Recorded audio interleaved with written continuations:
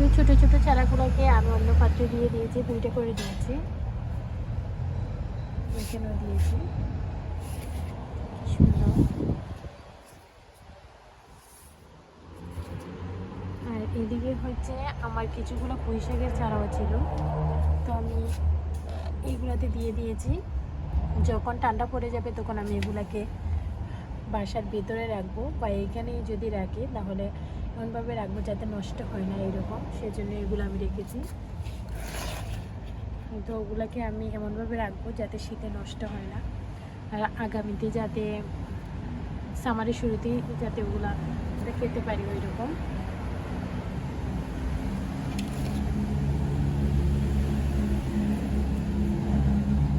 এখানে এই হচ্ছে অবস্থা, কারণ ইদানিং প্রায় 3-4 দিন ধরে বৃষ্টি হচ্ছিল। আমি যতই ব্যস্ত থাকি না কেন এখানে আসি,